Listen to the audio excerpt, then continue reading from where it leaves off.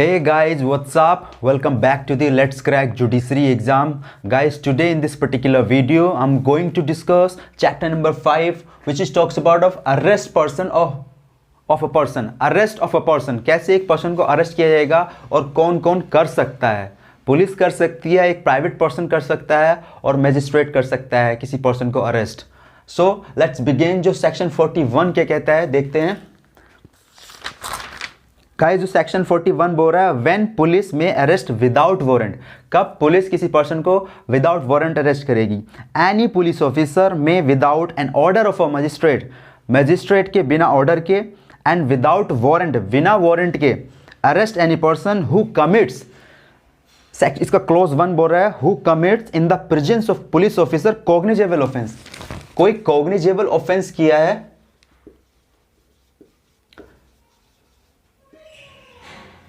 Presence में, किसकी, police की प्रेजेंस में किसी पर्सन ने कॉग्निजेबल ऑफेंस कमिट कर दिया. Police have a right to arrest him. Arrest whom, B इसका बी क्लोज है. Against whom a reasonable complaint, किसके, उसके पर्सन के अगेंस्ट एक रीजनेबल कंप्लेंट फाइल करेगी.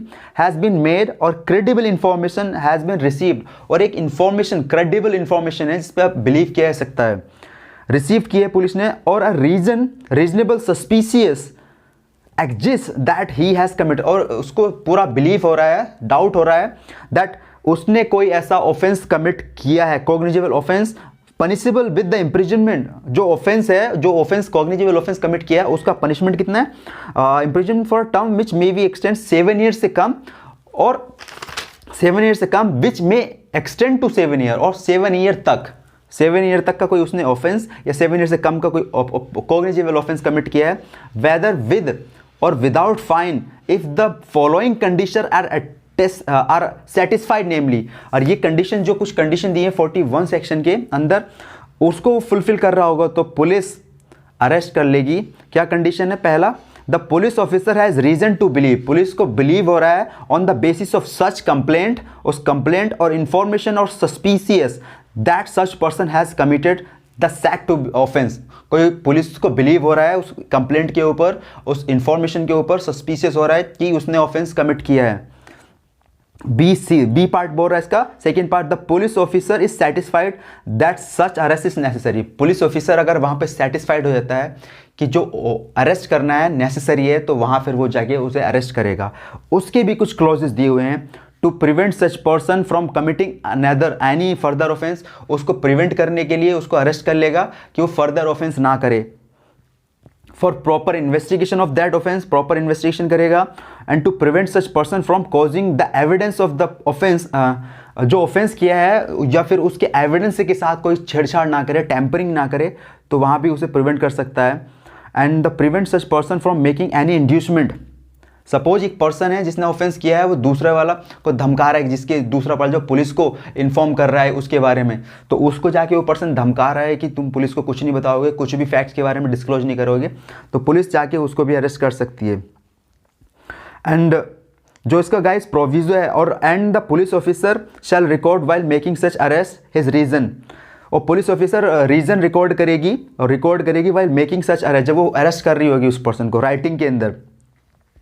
ठीक है. उसका फिर ये प्रोविजो है. प्रोविजो गाइस, जब भी आप सेक्शन पढ़ते हैं तो प्रोविजो कब एड ऑन हुआ है बहुत इंपॉर्टेंट है. प्रीलिमिनरी क्वेश्चन के अंदर, प्रीलिमिनरी एग्जाम में पूरा का पूरा प्रोविजो रख देंगे और पूछ लेंगे आपसे किस सेक्शन के अंदर ये एड ऑन किया गया है, तो आप प्रोविजो पे टिक मार्क लगा के अच्छे से उसको फ्रेम करना. जो प्रोविजो बोल रहा है 41 का, provided that a police officer shall in all cases where the arrest of a person is not required under the provision. जो अरेस्ट ऑफ अ पर्सन है वो रिक्वायर्ड है under the provision of the subsection 41 के subsection की बात कर रहा है. देन तो पुलिस क्या करेगी, record the reason in writing for not making the arrest, और पुलिस एक रीजन रिकॉर्ड करेगी क्यों वो उसे अरेस्ट नहीं कर रही है. जो पर्सन है वो सेक्शन सबसेक्शन के अंदर नहीं आ रहा होगा, नहीं रिक्वायर्ड कर रहा होगा, is not required under the provision of the subsection के अंदर अगर नहीं आ रहा होगा, तो police officer record the reason record करेगी in writing for not making the arrest, क्यों नहीं वो अरेस्ट कर रही है. ठीक है.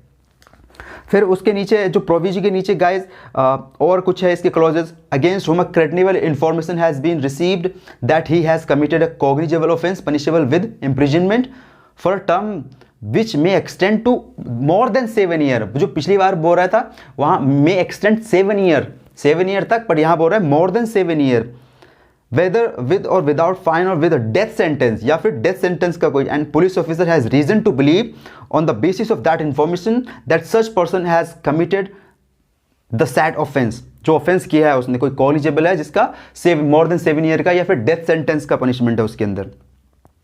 देन तो उसके क्लॉजेज हैं, who has been proclaimed as an offender, या फिर किसी गवर्नमेंट ने इसको प्रोक्लेम्ड ऑफेंडर प्रोक्लेम्ड कर दिया हो, उसको ऑफेंडर प्रोक्लेम्ड कर दिया हो under the this code by the code of the state government. State government ने उस किसी को प्रोक्लेम्ड ऑफेंडर डिक्लेयर कर दिया है, वहाँ उसको अरेस्ट कर लेगा।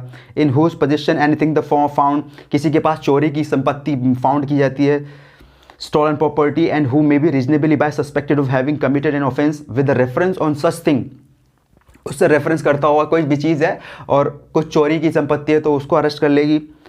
Who obstructs a police officer while an execution of his duty, या फिर कोई ऑब्स्ट्रैक्ट कर रहा है, पुलिस के काम में बाधा पहुंचा रहा है, पुलिस अपना ड्यूटी कर रही है, तो वहाँ भी लॉफुल कस्टडी की बात करता है, वहाँ पुलिस उसको अरेस्ट कर सकती है। Who is reasonably suspected of being deserter from any of the armed forces की बात कही गई है गाइज। और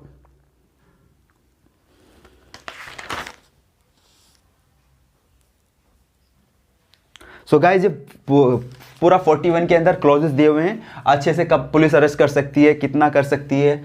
और now coming to the police के अलावा कौन अरेस्ट कर सकता है। 43 सेक्शन के अंदर guys arrest by private person की बात कही गई है। कब एक प्राइवेट पर्सन एक एक्यूज को अरेस्ट कर सकता है, जो सेक्शन बोल रहा है 43, arrest by a private person and a procedure on such arrest, उसका अरेस्ट का प्रोसीजर क्या है। Any private person may arrest or cause to be arrest any person who in his presence, किसी प्राइवेट पर्सन के presence में commits a non bailable offence and cognizable offence को है, और any proclaimed offender and without unnecessary delay shall make over और cause to he be made over any person so arrest to be police officer, और police officer को arrest करने के बाद वो पुलिस ऑफिसर को हैंड ओवर कर देगा। या उस कंडीशन में absence of police officer take such person cause to him, उस पर्सन को लेके वो पुलिस स्टेशन में जाके सौंप देगा, हैंड ओवर कर देगा।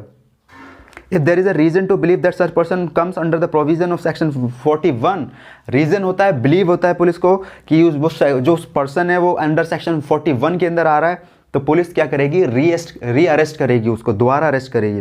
If there is a reason to believe that the committed the non cognizable offence and he refuse on the demand of the police officer give his name, वो अगर कोई non cognizable offence हुआ है तो अगर वो अपना नाम नहीं बता रहा, नाम और अपने रेजिडेंस का नाम नहीं बता रहा है पुलिस को, which such officer has reason to believe that false, या फिर वो कुछ झूठ बता रहा है, तो he shall be dealt with the under the provision of the section 42 के अंदर जो प्रोविजन है, but if there is no sufficient reason to believe that the has been recommend he shall be on release.